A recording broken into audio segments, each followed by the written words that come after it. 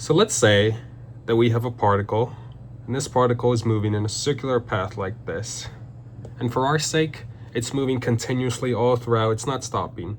But let's say we took a camera, we started this camera at point A, and we stopped it when the particle crossed point B. So that's all we're focused on, the particle going from point A to point B in this counterclockwise fashion, right? Okay, so here's my challenge to you, and I really want you to take your time and to truly listen to what I'm about to say, and to hopefully try and discover the answer on your own. So let's say at the end of this interval, the particle has some instant velocity, some instantaneous velocity. So at the end of this interval, is its instantaneous velocity the same or different than its average velocity throughout the entire motion from A to B? And again, I really want you to focus on the words I said, specifically what they mean, because this exercise is only important if we take the time to truly dissect everything about it. Because if you're like me, I got this wrong the first time I went through it. And it was only when I looked at the answer, when I reviewed it, that I was like, oh, that is so much clearer now. Like, that is very interesting to learn about. So let's get started, and let's start with the definitions of instantaneous and average velocity.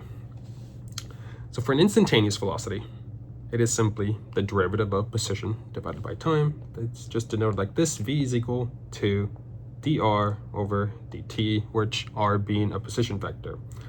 The interesting thing about instantaneous velocity is that it always points tangent to the path.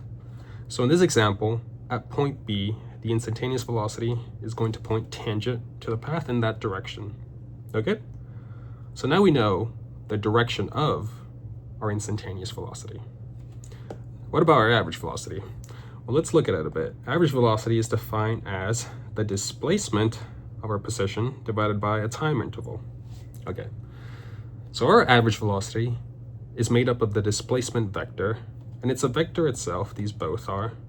So therefore the average velocity has to point along the same direction as the displacement vector, because it's the only thing that can give it its vector quantities. And if you don't know, the displacement vector is simply a vector that points from start to finish. So displacement points from A to B.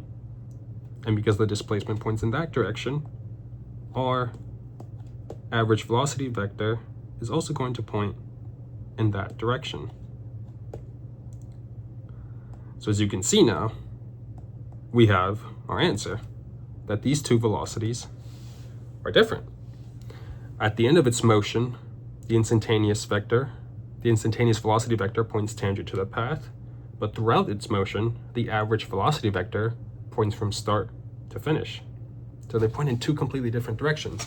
Now, let's really dissect this. Let's just take one more minute so that we truly understand why. Because notice how when I talked about instantaneous velocity, I said at the end of its motion, because instantaneous velocity only refers to a single moment in time. But when I speak about average velocity, I have to say throughout its motion, because by definition, average velocity lives in a stretch of time. It needs a time interval. It would be incredibly wrong of me to ask you to find the instantaneous velocity throughout the motion and to find the average velocity at the end of the motion. That just wouldn't work.